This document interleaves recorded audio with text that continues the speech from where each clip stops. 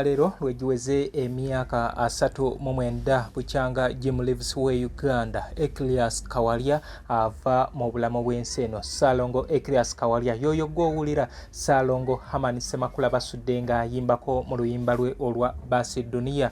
Tibukyanga Mpaawo Kawalya afa tewali eyasika, buli omu adda na bibye, bw'atyo oyo gwe yali ayimbako.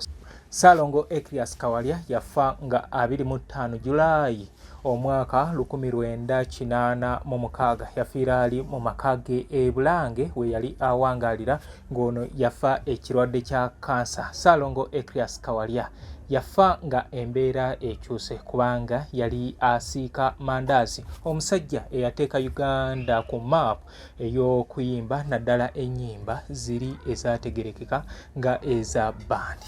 Bannange ekkanisa eri Makerere, erimu amawanga ga buli ngeri, erimu abazungu aba buli kika, gattaka abayindi aba buli ngeri. Ze nali ŋŋaanya okuva gye nsoma, naye mwene ekkanisa nja kuyingira. Mulimu amawanga ga buli kika, Yesu akuyita agendayo olabe. Ssaalongo Ecleas Kawalya ekisa eky'okuyimba kinnyuka mu mwaka gwa 1985 wali ku Neta Club we yasemba okubeera ng'ayimba, era obudde obwo yali agenze nga yeetamwa ebibiina eby'enjawulo, era nga obw'olumu yakolerangako mu Afrigo ng'ayimbira buyimbizi ng'ayambibwako bawala be Joanita Ndwadde Kawalya, oyo gwe mumanyi nga Joanita Kawalya. Then waliwo Margaret Kawalya ne Rose Kawalya be baali bagezaako okubeera nga bamubaakinga naye nga yali agenze nga agonderera. Kale bw'atyo yafiira ku myaka yali eyo mu myaka nga 48 yoyo Ecleas Kawalya taata wa Joanita Kawalya. Olwala ng'ogenda Makerere, naawe omulemo ojja kutambula, ow'amaaso olaba n'ekiro, bannange ekiro eri tekirojjeka. Kale obuzaale bwa Ecleas Kawalya ono ayogerwako, naye nga ogenda kumujjukira nnyo nti oluyimba yayimba ku luyimba olumanyiddwa nga Gugudde. Oyo luyimba lwali lwa ddiini. Kati mwe abalaba Gugudde TV, Gugudde TV yali ayimba kwabo bannannyini Gugudde TV awo ku Fellowship Church wano ku Chase Johnston n'akulabye that's Sapulo Kagwa Road. Yayina abazungu abaleeta wano eddiini ey'ekirokole bamuwa ssente abeere nga ayimba oluyimba oba oliawo olusobola okubeera nga luwaana n'okwadvertisinga church yaabwe Gugudde omugugu gw'ebibi. Bw'atyo n'akuba oluyimba olwo era ne bamuwa skuuta nga ekirabo. Ecleas Kawalya oluvannyuma skuuta eno yamuggyibwako we yakola ensobi, ate ng'oba oliawo kyekituufu kye yakola yadda n'ayimba oluyimba lwe bayita Malagadaaga nga atendereza obulungi bw'amayembe n'obuwangwa bwaffe bwe tulina okubeera nga tukkiririza mu byaffe. Yali awaana amayembe era we batyo abakulu bajja ne bakima sukuuta gye baali bamuwadde. Kale bw'atyo Israeli Magembe n'afiirwa munnaye ekintu kye bali bamuwadde. Ama's Closet ffe tukyasinza okutuusako ebyambalo eby'omulembe okuva China omuli zi tops, skirt, office pants, legging n'ebirala bingi. Tusangibwa ku Ham Shopping Grounds Block D mu room 252 ne 099 okumpi n'ekizimbe ekya Jesco Beauty Center opposite to Tower Business. Olaba Block D wetandikira kati yambuka amadaala edduuka ly'osookerako ku kkono lyerya Ama's Closet. Tutunda ekimu ekimu n'okusuubuza. Tukubire ku 0701 93 83 16 oba 0762 89 82 01. Ama's Closet, where fashion meets you. New Subs Fashions tukutuusaako ebiteeteeyi kw'ossa abaya, engatto, ensawo z'abakyala, jackets, jeans n'ebirala. Tusangibwa ku Wilson Street ku kizimbe ekya Sunset Arcade ground floor shop number 2. Okututuukako va ku Pioneer Mall otambule ngadda ku Arua Park, yisa ekizimbe ekya Wilson 1 oyite ku Health Link Pharmacy. Kati awo weekoma yambuka amadaala gakuyingize ku Sunset Arcade. Awo ng'otutuuseeko. Engoye zaffe tuzijja China, Egypt, Vietnam n'amawanga amalala. Omukyalo omwambazi omulungi ayambala naffe. Yino Chikaya College School essomero eryegulidde erinnya mu kusomesa abaana ate ne bayita ssomero lya Dene Boarding mix y'abawala n'abalenzi senior 1 paka senior 6 balina library science ko ne computer labs byonna bijjudde balina arts ne science subjects ko cultural activities ko ne section y'ebyemikono omuli okusiba enviiri okukanika n'ebirala ebigwa mu kkowe eryo omwana n'ava ku ssomero lino ng'ali self contained kyewuunyisa ensimbi zaabwe ze zijja mu nsawo ya buli muzadde basange Chikaya Bulenga Mitiana Road okumanya ebisingawo noti 757 mukaganya emwemu 57. Be Easy Hotel and Bar tusangibwa Nsago ku lw'Ennakawuka ku lw'empeereza ennungi tukola essaawa 24. Tulina ebifo ebisulwamu nga biyonjo ebiddaabirizibwa buli kadde ebyemizannyo ng'okulaga omupiira okuzannya pool n'ebirala. Ebbaala ejjudde obulungi emmere ekutuukako mangu paakingi nnungi ate nga security eri gguluggulo. Okubuukinga n'okumanya ebisingawo kuba ku 070 79 12 04 oba 058 98 77 34. You are not easy when you are not at Be Easy Hotel and Bar. Come and experience the ultimate in comfort, entertainment and security with Be Easy Hotel and Bar, Nsago, Nakauka Road.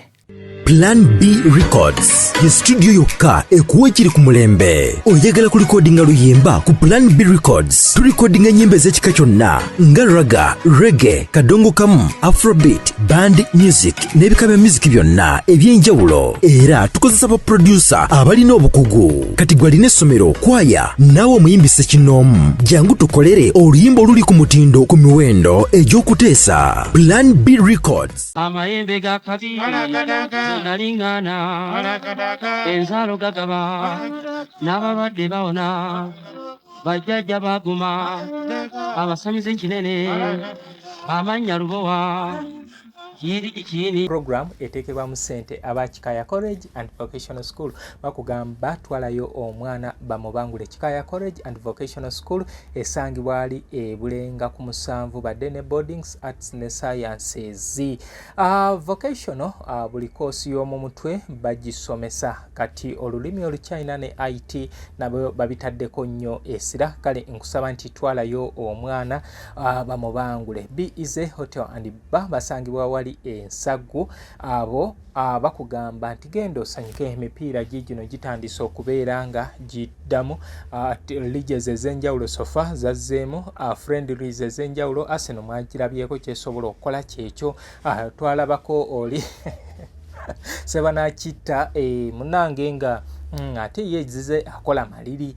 Banne bagula ye alinze kubeera nga atondowala ye Manchester United. Bamukazaako eryampuuga tugenda kumuwutula nga 17. Kale emipiira osobola okugenda ku Be Easy Hotel and Bar okulabira giant screen weeri. Then abaagala pool, abaagala okubeera nga munywamu oba okufuna ekyokulya n'okuwumula kusanyusa bulamu ebisulo byabwe birungi genda ku Be Easy Hotel and Bar. Ate kafu kasirifu nti munaye n'obanga ogira otya togenda kuleekanyiza banno. Buli kimu ogenda kuvaawo ngo okikoze bulungi. New Subs Fashions balese ebintu ebipya era Hajati mwali mu kibuga yakomyewo okuva mu mawanga g'abachunguli China. Yabadde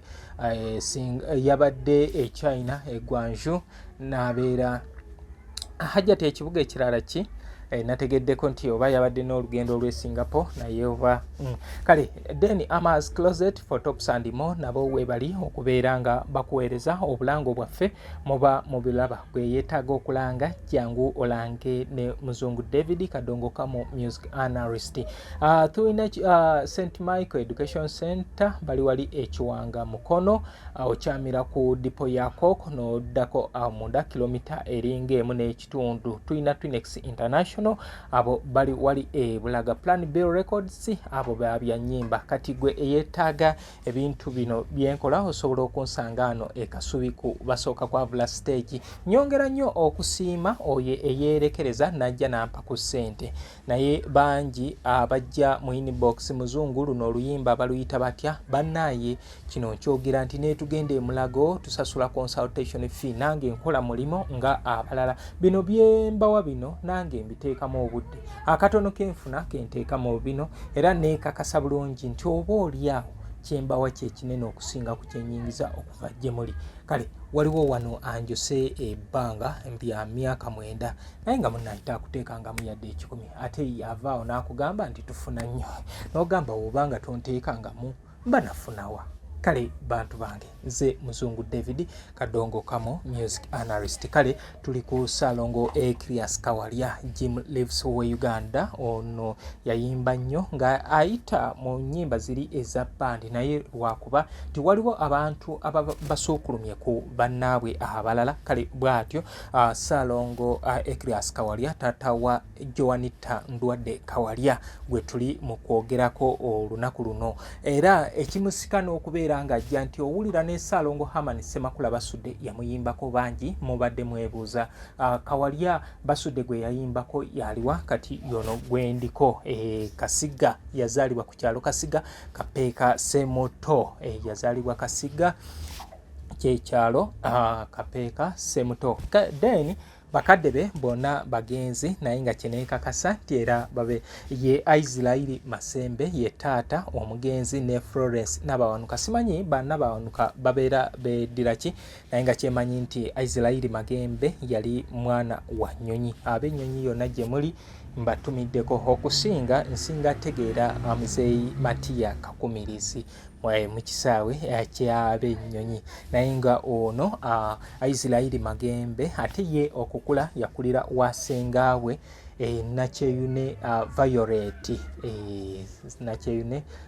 Violet oyo yamukuza nga oyo yali awangalira Masuulita kati Ekrias Kawalya kino ekitone ky'okuyimba atandikira mu kanisa Masuulita era eyo gye yatandikira okubeera nga adevelopinga kati agenda okubeera nga ayita mu bulamu buno obw'okusoma kubanga mujjukire ku Masuulita Primary School Makerere College ne ku tendekero erya Kyambogo University ngeno yasomerayo mechanical engineering era agenda okutuuka Kyambogo University nga musajja akuguse mu kubeera nga asuna besi gita obugambo bunyumira kambabulire waliwo obugambo bunyumira kambalojere omukazi nga yayagadda kwana omulenzi we soka ne yekuba pawuda mbwa mulungi ye akawoowo kaddikini akoona kayiye asukumye okuzaama gwe muwala nanye yessa muddene ayiteke wa munne bwatuukayo wamma gwe ne gunyuma atandika okumwenya ate nga bwe yeesesa omulenzi n'agamwegeka nga tamanyi kyaliko kuba tebafuna abakazi tebafuna ebbaluwa ey'okukwana bagisaalirwa ekyo nga kiringa omukopi ng'ali embuga ngamba omukopi nga nze kamwa koogere negumba omukuwala b'embuga mbeeraawo kitawe nga mwenyerera indizi kale obuzaale bwa Ekrias Kawalya ono ayogerwako naye nga ogenda kumujjukira nnyo nti oluyimba yayimba ku luyimba olumanyiddwa nga Gugudde oyo luyimba lwali lwa ddiini kati mwe abalaba Gugudde TV Gugudde TV yali ayimba kwabo bananyini Gugudde TV awo ku Fellowship Church wano ku Chase Johnston nakulabye that's Sapulo Kagwa Road yaina abazungu abaleeta wano eddiini ey'ekirokole bamuwa ssente abeerenga ayimba oluyimba oba oliawo olusobola okubeera nga luwaana n'okwadvertisinga church yaabwe Gugudde omugugu gw'ebibi bw'atyo n'akuba oluyimba olwo era ne bamuwa skuuta nga ekirabo Ekrias Kawalya oluvannyuma skuuta eno yamuggyibwako we yakola ensobi ate ng'oba oliawo kyekituufu kye yakola yadda n'ayimba oluyimba lwe bayita Malagadaaga nga atendereza obulungi bw'amayembe n'obuwangwa bwaffe bwe tulina okubeera nga tukkiririza mu byaffe yali yawaana amayembe era webatyo abakulu bajja ne bakima sukuuta gye baali bamuwadde program eteekebwa mu ssente aba Kikaya College and Vocational School bakugamba twalayo omwana bamubangule. Kikaya College and Vocational School esangibwa ali Bulenga ku 7 badde ne boardings, arts ne sciences.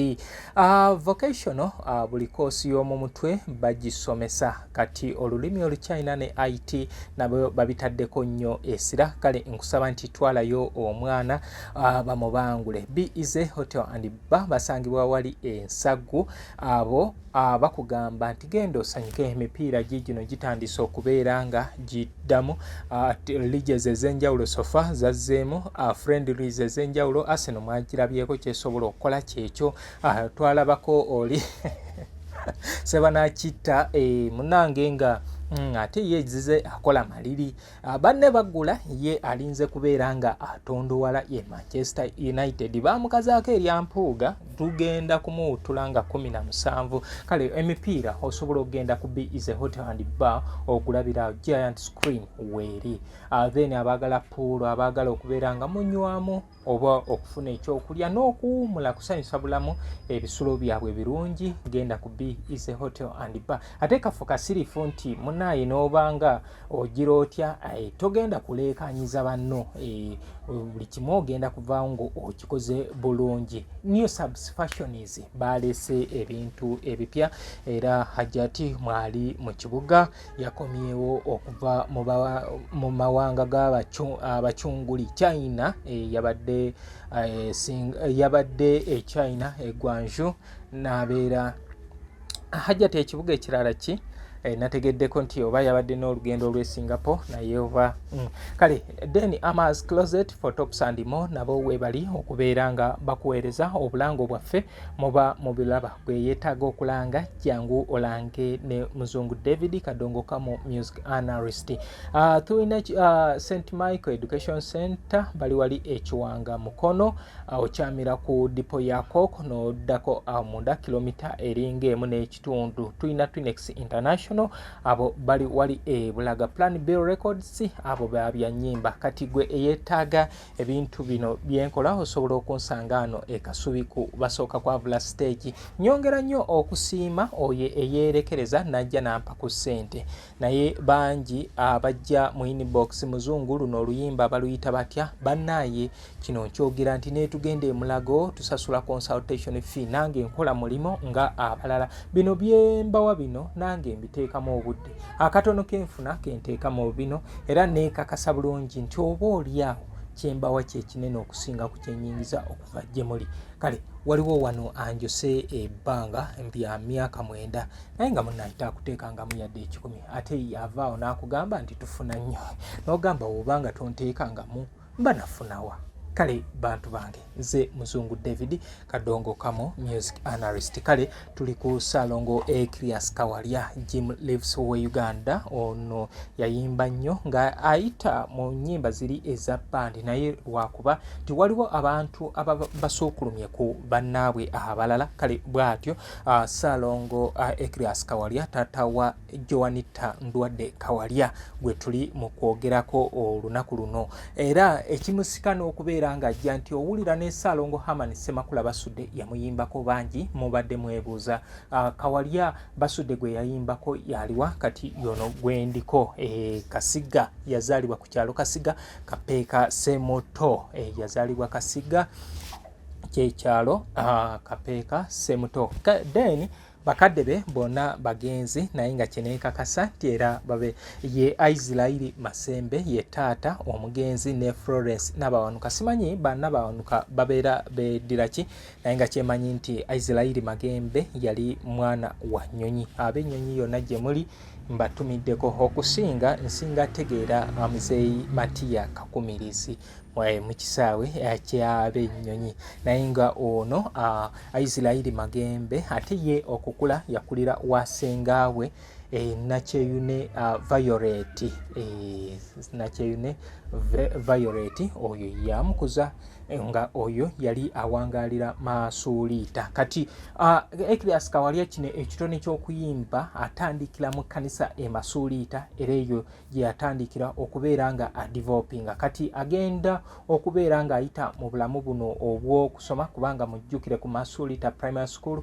Makerere College ne ku ttendekero erya Kyambogo University ng'eno yasomerayo mechanical engineering era agenda okutuuka e Kyambogo University nga musajja akuguse mu kubeera nga asuna bass guitar.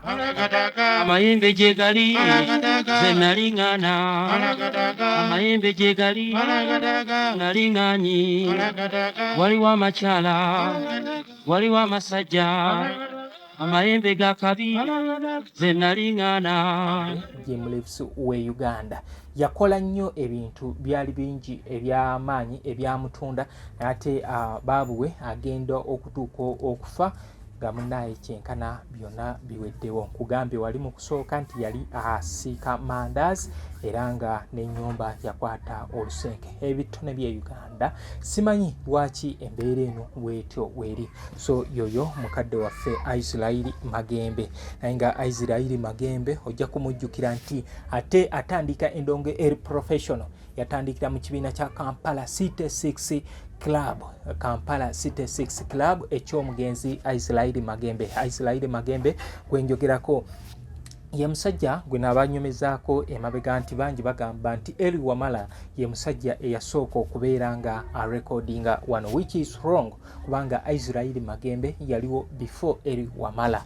Ali mu myaka jana yali recordinga ono Eli Wamala ajja mu myaka jatano. So Israel Magembe gwe atamumanyi yali mutabanyi wa eyali katikiro wa Daudi Chwa amanyiddwa nga Samuel Wamala era Israel Magembe ono yasoma na Sir Edward Muteesa ne Henry Wako Mulochi basoma naye ku ttendekero lya King's College e Buddo basoma batyo era mu mwaka gwa 1940 Israel Magembe taatawe ate era addamu alya obwakatikiro nga Sir Edward Muteesa amaze okulya entebe bwatyo era yamuyita n'akwatamu ku bwakatikiro okuva mu 1940 okutuuka mu mwaka gwa 1948. Kale nti ono ye yalina already funds kale n'atandika ekibiina kya Kampala City 6 Club. Ekibiina ekyo kyali ku Kyegunda Night Club. Kyegunda Night Club gwe asobola okubeera nga ajjukira oba amanye ebitundu bye naakulabye.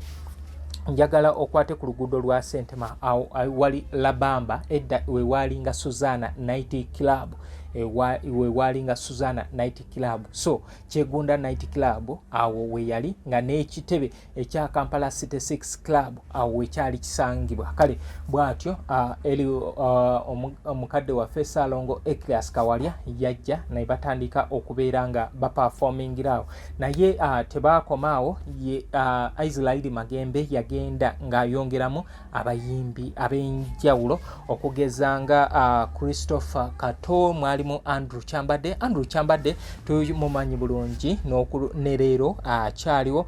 Then mwalimu Michelle Omuzairi ng'oyo yali mukomosi wa Mulere ne mubeeramu ne Fred Kanyike kwosa n'omugenzi Simon Kat Nsubuga. Simon Kat Nsubuga naye nabamunyumizaako mu mwaka gwa 1980 ono yattibwa egayaza nga bamukolako mob justice era mwe baganda bange abayimba enyimba z'ebyobufuzi olina okubeera omwegendereza ennyo kubanga mukadde waffe Simon Kat Nsubuga bote ng'amaze okulya entebe eyasooka yayimba ennyimba ezaali zisuusuuta Apollo Milton Obote leka kulembere eggwanga Dr. Apollo Milton Obote. Kati ensi ekyuka tuyingira mu 1980 abasajja Salongo Bernard Nsubuga yali akoledde gayaza n'ekibiina kye ekyabuladde Film Unity gye baali bakoledde kubanga basookanga kubanga balaga film then n'oluvannyuma ne batandika okubeera nga bazannya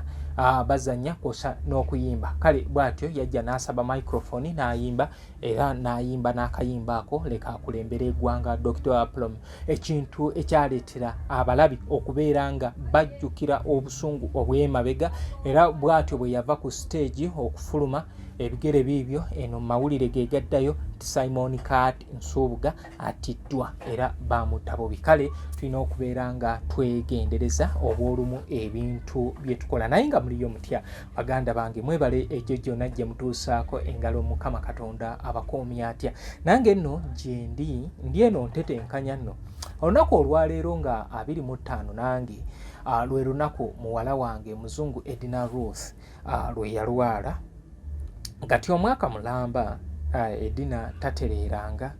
Edina naye maybe ekisa kya Mungu ajja kuddamu atereere ate agire.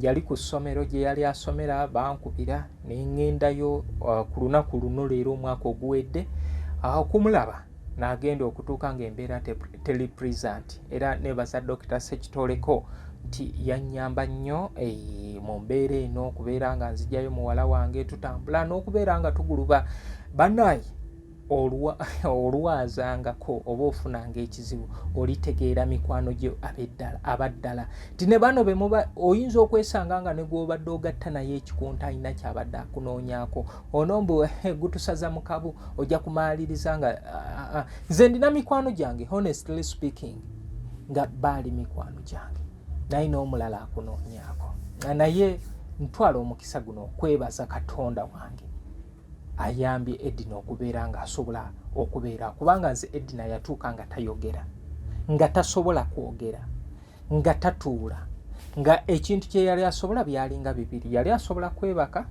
yali asobola na kubeera nga alya. Okulyako Katonda yakimulekera. Kibi nnyo okujjanjaba omuntu atali oba atanywa naye Edina nga anywa, Edina nga alya. Kyekyannyamba maybe okubeera nga nsobola okubeera. Buli omu essaala gye yampeereza njebasa. Buli omu obuyambi bwe yampeereza abe emboozi ya Kadongo Kamu Development mwebali nnyo mwebalire ddala. Tuzimbe ebijja. Waliwo omukutu ogwo twali nga tulina mu nteekateeka y'okugenda okuzimba ekijja kya Kiwanuka Fiina awo ebintu ebyagootanira. Mukulu wange Makombi Alamanzani Junior munnange weebale nnyo weebalire ddala ye yakwasaganya enteekateeka eyo. Then ne wabeerawo Salongo Kalungi Isa Baka by then yali Japan naye nga kati wali wano naye omwami oyo yakola kinene kubanga yaleeta ekirowoozo ekyo. Saafuna kinene naye nasobola okutegeera mikwano gyange. Then nefuna aba emboozi ya Kadongo Kamu Development Nalongo Nakate Shakila munange weebale nnyo weebalire ddala kiwankolera kubanga oyo yakulembera okubeera nga bakuŋŋaanya obuyambi ne chairman mukodomi wange Seguya Owen kosa Swahaba Hassan Lwamihigo. Imagine Hassan Lwamihigo yali yagwa naye ku accident ng'omukono gwamenyeka muna emirundi ebiri naye basobola abo ababiri okutravelinga okuva e Kampala ne bajja mu kyalo evukula gye bansanga ne muwala wange era munnaye ne bamulabako. Ndowooza be bantu bokka abasobola mu bantu bonna abakadongo kamu abasobola okutambula okujja okulaba. Waliwo n'omukyala mukyala Nasamba Aida munnange naawe weebale nnyo weebalire ddala. Waliwo mukyala Nakanga Prosi naawe weebale nnyo weebalire ddala. Muzeyi Magala Harriet Birungi God First mukyala Livingstone Kasozi ne famire ye Nasobuga Diana Sematimba Regan bambi mwebale nnyo mwebalire ddala. Mukodomi wange Sekito Frank abantu ab'enjawulo Ibn Karidi waliwo ba Serugo waliwo abantu ab'enjawulo ekyamazima abambeererawo.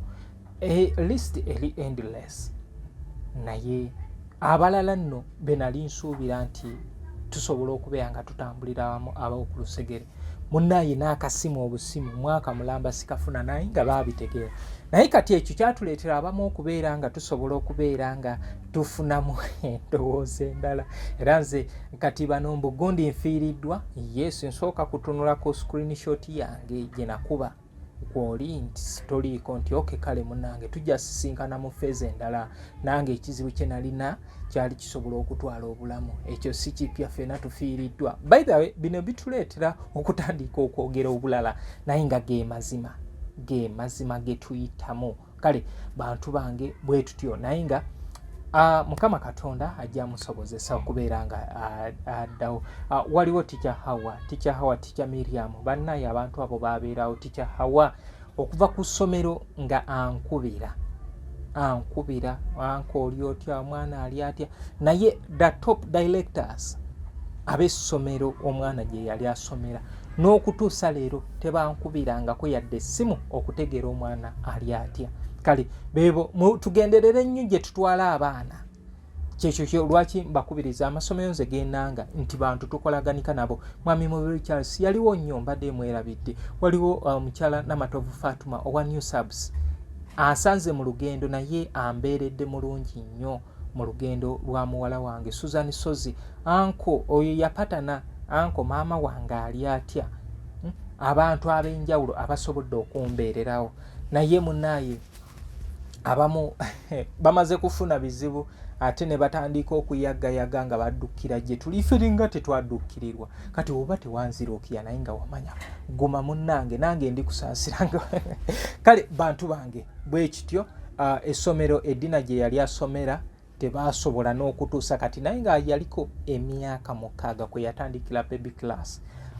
We yalwala last year yali mu P3 era nga bakugamba the most brightest girl oba people ku ssomero lyabwe yali my daughter. Naye ndowooza bo baagala balamu kubanga we yalwala tebaddamu n'okutuusa kati. The directors Dove Educational Center Bombo Kalule mulina okwetereeza kubanga obulumu mutuleetera n'okubeera nga tulowooza nti n'ebirwadde bino ebiruma abaana baffe mubeera mubimanyiiko. Kubanga oŋŋamba otya nti omwana gw'obadde osomesa nga ne fees ndowooza tutamu yali etuuka butuusi makati ndowooza nga mpulayo emitwalo nga 10 ku ssente zonna ze nali mbasasula. Mugamba mutya nti n'okukuba obukubi akasimu kati mwe mubeera basomesa bakikula ki? Dove Educational Center. So people bazadde bannange yonna gye musomeseza abaana omusomesa oba essomero nga liraga nti omwana si priority gye bali bo baagala ssente. Era natuuka nengenda nenzigyayo ebintu byange. Bantu kika ki ekyo ng'okuva baby class omwana asomera omwo.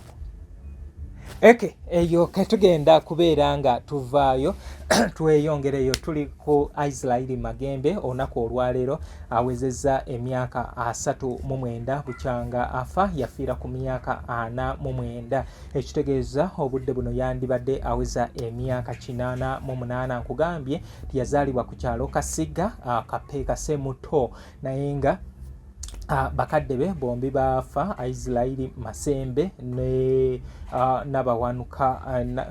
Nabawanuka Florence nti ye obulamu yabutandikira wasenga bwe Nakyeyune Violet. Kale bwe ntyo nkugambye nti ng'amaliriza kati Israeli Magembe yakola enteekateeka ng'agenda anoonya ebitone bw'atyo we yagwira ku Salongo Ekrias Kawalya.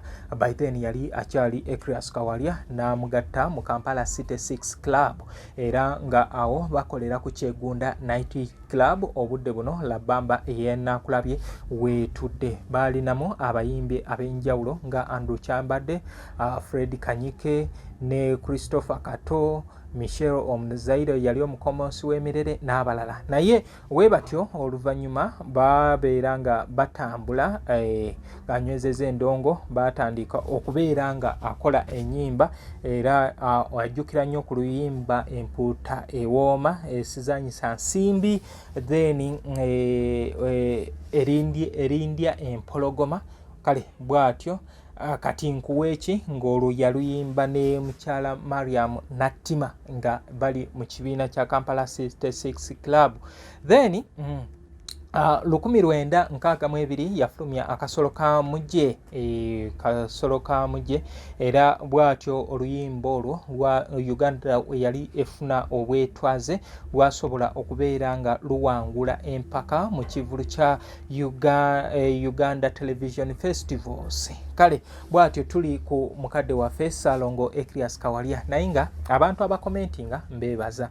Naye olunaku olwaleero waliwo gwengobye ku channel yange oluvannyuma lw'okubeera nga abantu nze woba toyina njogera woba toyina by'okomentinga please oli waddembe okusirikira gy'oli. Ntaddeyo programu nga we twali tukyaziza mukadde waffe manager Kizito Godfrey agambye gwe manager wa Zinaleero wakako manager wakako yongeza ku ddoboozi. People we should think and rethink before. Bino bye mubeereeyo mu mikutu gyammwe nga mugira abamu bano bantu bakulu abalina gwe woba toli mukulu oba ewamwe teri muntu mukulu, please tukusaba bano bawe ku kitiibwa ate ne oba tokomenti nze sikyaka kale bwe ntyo ne mugoba ku channel nti tetwagala nnyo mbeera zino za kubeera nga tuyombagana. Waliwo emikutu egyaniriza ebyo nga bye baagala. Kale bwe tutyo oluvannyuma mukadde waffe ono Ecrias Kawalya yakola oluyimba olwategeerekeka nga olugendo lw'endayiga. Olugendo lw'endayiga Kampala City 6 Club yatambula neva kuno negenda endayiga. Kyemmanyi nti abamanyi ebyafaayo bya Uganda okusinga eyo tubeera tugenze Toolo mu kibuga kyabwe Kabaale edda yali eyitibwa Ndayiga era bw'atyo bwe yatuuka n'akola oluyimba olwo baali basiimiddwa Ssaabasajja Kabaka Edward Muteesa okubeera nga bamusanyusaamu era bw'atyo kwe kukola oluyimba olwo olw'olugendo lw'endayiga. Kale bantu bange muliyo mutya, kansubire nti ebintu bino byembanyumiza tebibamalira bumalizi budde wabula nti bina kye bibongerako. Nyumirwa nnyo okubanga nkola ebintu bino naye nga birina kye byongera ku industry kubanga bantu bange industry eno tulina okubeera nga tukola ebintu bingi okubeera nga tusobola okubeera nga tukola ki nga industry etambula okugenda mu maaso. Naye nga olugendo lw'endayiga oba okufuna connection eyo ne Ssekabaka Edward Muteesa ojja kujjukira nti Israel Magembe nga bwe nkugambye nti yali obi wa Edward Muteesa. Kale kino kyayanguya nnyo ate era Israel Magembe oyo ayina we yatuuka n'avaano nga yasooka n'akola ekibiina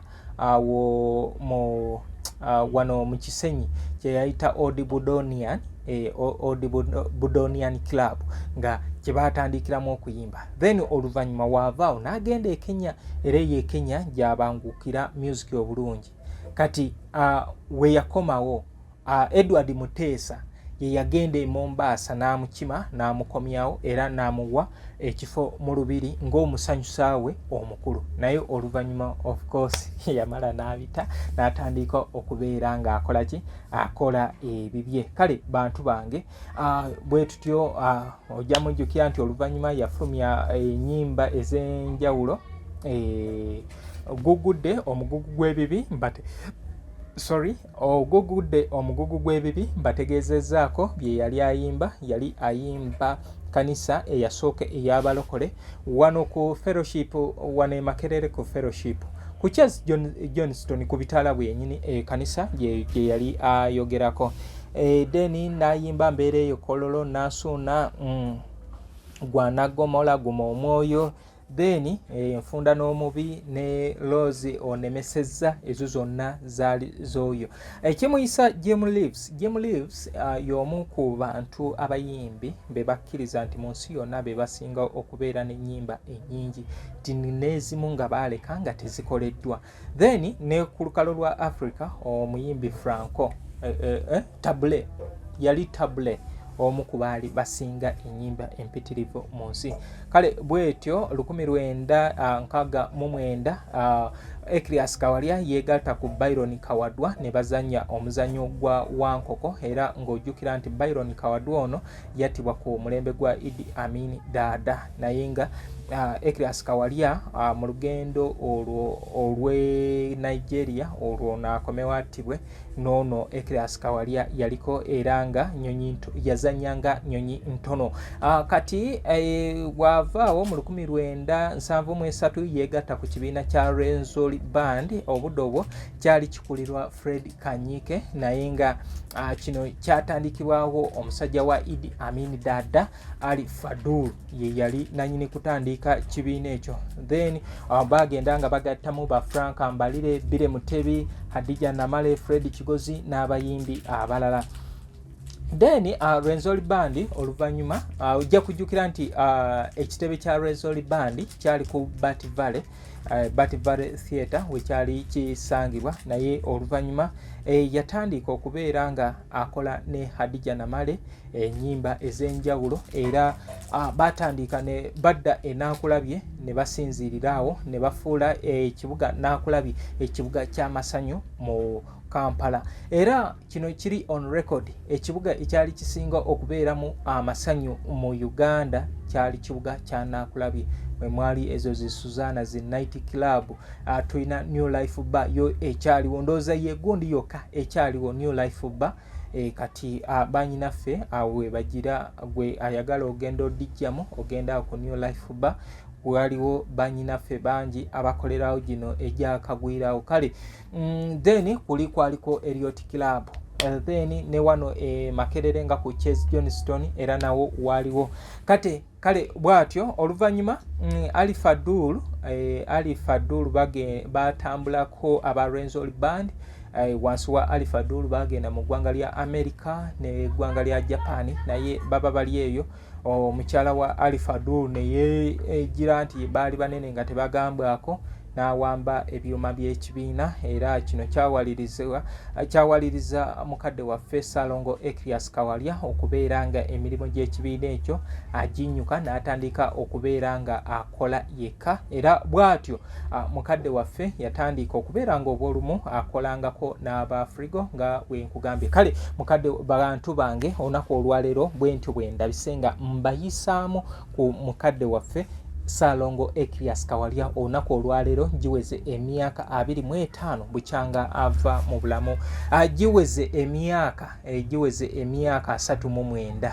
not 25 giweze emyaka 39 bukyanga ava mu bulamu bw'ensi eno naye nga ojja kujjukira nti bo baazaalibwa abaana 15 kale yoyo mukadde waffe Ecrias Kawalya edina naye olunaku olwaleero omwaka lwekuweze naye nga nyongera okwebaza buli eyampa 10 eyampeereza essaala ekyamazima buli eyatoola kyeyatoola nga kivudde ku ntobo ya mutima gwe omanyi wano abantu omwagamba asijja kuswala muzungu munnange nkusaasidde biki ffe tulina bange naakulimba munnange eyo kale bantu bange mubeere bulungi mweraba Ama's Closet ffe tukyasinza okutuusako ebyambalo eby'omulembe okuva e China omuli zi tops, skirt, office pants, legging n'ebirala bingi tusangibwa ku Ham Shopping Grounds Block D mu room 252 ne 099 okumpi n'ekizimbe ekya Jesco Beauty Center opposite Total Business. Olaba Block D wetandikira kati yambuka amadaala edduuka ly'osookerako ku kkono ly'erya Ama's Closet. Tutunda ekimu ekimu n'okusuubuza tukubire ku 070 93 83 16 oba 0762 89 82 01. Ama's Closet, where fashion meets you. New Subs Fashions tukutuusako ebiteeteeyi kw'ossa abaya, engatto, ensawo z'abakyala, jackets, jeans n'ebirala. Tusangibwa ku Wilson Street ku kizimbe ekya Sunset Arcade ground floor shop number 2. Okututuukako va ku Pioneer Mall otambule ngadda ku Arua Park yisa ekizimbe ekya Wilson 1 oyite ku Health Link Pharmacy kati awo weekoma yambuka amadaala gakuyingize ku Sunset Arcade awo ng'otutuuseeko. Engoye zaffe tuzijja China, Egypt, Vietnam n'amawanga amalala. Omukyala omwambazi omulungi ayambala naffe. Yino Chikaya College School essomero eryegulidde erinnya mu kusomesa abaana ate ne bayita ssomero lya Dene Boarding mix y'abawala n'abalenzi senior 1 paka senior 6 balina library science ko ne computer labs byonna bijjudde balina arts ne science subjects co-curricular activities ko ne section y'ebyemikono omuli okusiba enviiri okukanika n'ebirala ebigwa mu kkowe eryo omwana n'ava ku ssomero lino ng'ali self contained kyewuunyisa ensimbi zaabwe ze zijja mu nsawo ya buli muzadde basange Chikaya Bulenga Mitiana Road okumanya ebisingawo noti 757 mukaganya emwemu 57. B is a hotel and bar. Tusangibwa Nsago ku lw'Ennakawuka ku lw'empeereza ennungi tukola essaawa 24. Tulina ebifo ebisulwamu nga biyonjo ebiddaabirizibwa buli kadde ebyemizannyo ng'okulaga omupiira, okuzannya pool n'ebirala. Ebbaala ejjudde obulungi, emmere ekutuukako mangu, paakingi nnungi ate nga security eri gguluggulo. Okubuukinga n'okumanya ebisingawo kuba ku 0790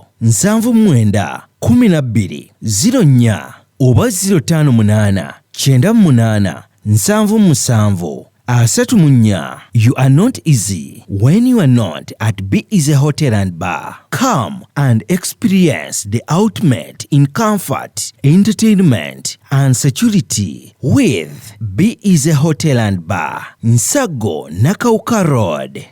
Plan B Records ye studio yokka ekuwa ekiri ku mulembe. Oyagala ku recordinga luyimba ku Plan B Records. Tu recordinga nyimbe z'ekika kyonna nga raga, reggae, kadongo kamu, afrobeat, band music n'ebika bya music byonna eby'enjawulo. Era tukozesa ba producer abalina obukugu. Kati gwalina essomero, kwaya, naawe omuyimbise kinoomu. Jangu tukolere oluyimba oluli ku mutindo ku miwendo egy'okuteesa. Plan